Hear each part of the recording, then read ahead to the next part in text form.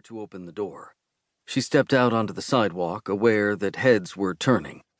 In black and emerald green, she cut the kind of figure people assumed must belong to an actress whose name they couldn't quite bring to mind.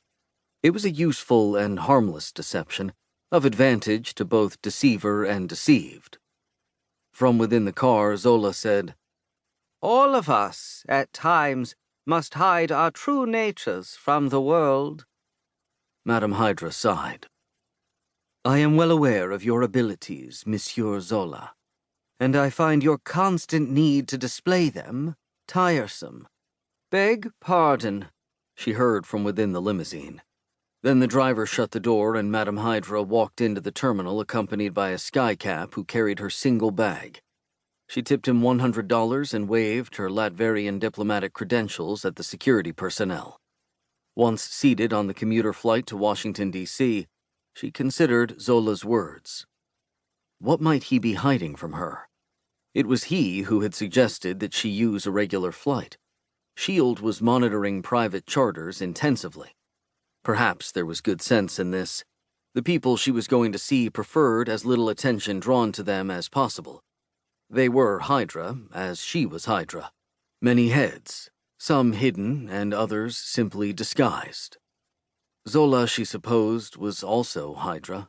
His was a head she did not welcome, but its presence was necessary. Once he had served his purpose, she intended to cut that head off and see what else might grow in its place.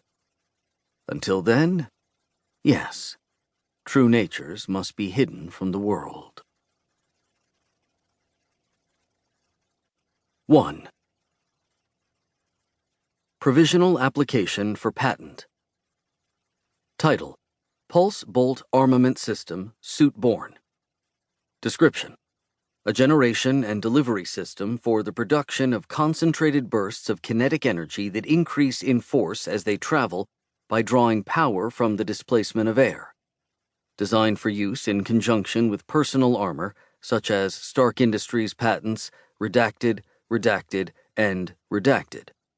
Improved pulse bolt projection capability is a dramatic force multiplier in battlefield situations, and the technology has industrial applications as well, among them mining, propulsion systems, and construction/demolition. Claim: develops and extends technological innovations in previous Stark Industries patents Redacted, Redacted, Redacted, and Redacted. Specific improvements include higher kinetic energy per unit of generating power, refinements in delivery and lensing to reduce need for cooling systems at point of generation.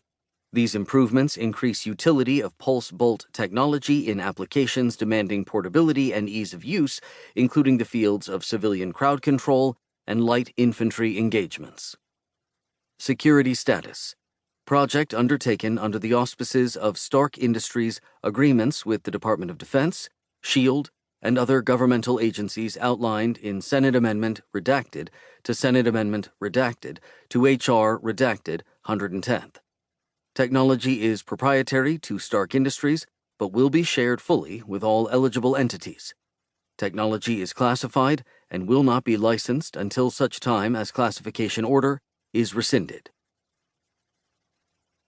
On his way out the Long Island Expressway to the new lab, Tony Stark got a call from Nick Fury. "Answer," he said to the phone, and then greeted Nick. "Sarge," he said, "how's the war?" "Funny," Fury said. "Where are you going? I'm getting memos from senators who are worried that you're not going to deliver on certain items of interest to the United States government." "Spare me the belly-aching of senators."